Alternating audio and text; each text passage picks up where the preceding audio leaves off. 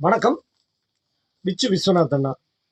கிட்டத்தட்ட இதோட 12வது மாதம், ஒரு வருஷமாக தொடர்ந்து அந்த அம்மாவுக்கு 10 கிலோ அரிசி, மளிகை சாமான்கள் வாங்கி கொடுத்துட்டு இருக்காங்க. அந்த அம்மா சாப்பிட்றது வந்து அந்த எங்கள் அண்ணன் விச்சு அண்ணனோட அந்த அரிசியில் தான். ரொம்ப சந்தோஷமாக இருக்குது.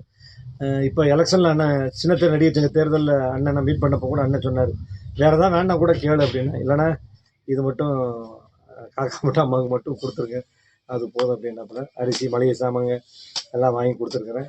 தொடர்ந்து உதவிட்டு இருக்கீங்க. உங்களை பற்றி எவ்வளவோ சொல்லிட்டேன் நான். ஏன்னா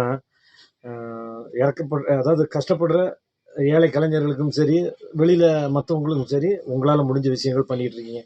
அதாவது பெரிய நடிகர்கள், பெரிய ஹீரோக்கள் செய்கிற மாதிரி பண்ணுறீங்க. ரொம்ப சந்தோஷம். உங்கள் நல்ல மனசுக்கு மனைவி, மக்கள், குடும்பம்னு சந்தோஷமாக 100 வருஷம் இதே மாதிரி மகிழ்ச்சிகரமாக நீங்கள் வாழ எல்லாம் வல்ல இறைவன் எப்போதும் உங்களுக்கு துணை இருப்பான். கடவுளோட ஆசீர்வாதம் எப்போ இருக்கும். தேங்க்யூ விச்சு விஸ்வநாத் அண்ணா. Thank you so much. நன்றி. ரொம்ப வணக்கம். உங்களால் நான் சாப்பிட்றேன். ரொம்ப வணக்கம். நீங்கள் நல்லா இருக்கணும். ஓகே. இந்த வாழ்த்து உங்களை இன்னும் 100 வருஷம், 86 வயசு ஒரு பாட்டி, ஒரு தென்னிந்திய நடிகர் சங்க உறுப்பினர், அவங்களோட வாழ்த்து இன்னும் உங்களை 100 வருஷம் மகிழ்ச்சியாக வச்சுக்கோம். தேங்க்யூ விச்சு அண்ணா. ரொம்ப நன்றி.